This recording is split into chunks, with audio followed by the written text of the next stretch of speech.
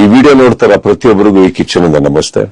Video ಮಾಡೋದಕ್ಕೆ ಒಂದು ಕಾರಣ ಇದೆ, ಬಹಳ ಮುಖ್ಯವಾದಂತ ಕಾರಣ.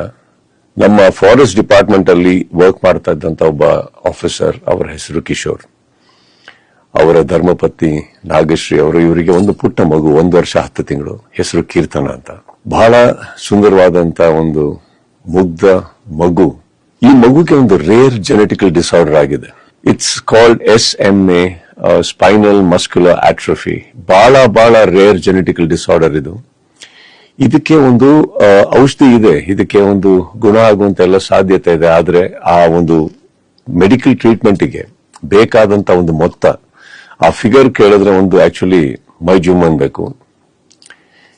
ಈ ಟ್ರೀಟ್ಮೆಂಟ್ಗೆ ಬೇಕಾಗಿರೋದು 16 ಕೋಟಿ, 16 crores.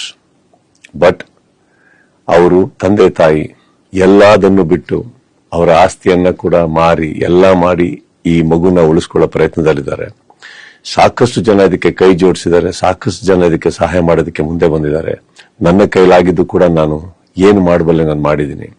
ನಾನು ಈ ವಿಡಿಯೋ ಮಾಡೋದಕ್ಕೆ ಮುಖ್ಯ ಕಾರಣ ಅಷ್ಟೇ, ಒಂದೇ ಒಂದು ರಿಕ್ವೆಸ್ಟ್. ಇಲ್ಲಿ QR ಕೋಡ್ ಇದೆ, ಈ QR ಕೋಡ್ಗೆ ನಿಮ್ಮ ಕೈಲಿ ಸಹಾಯ ಮಾಡಕ್ಕಾಗುತ್ತೋ ಖಂಡಿತ ಮಾಡಿ.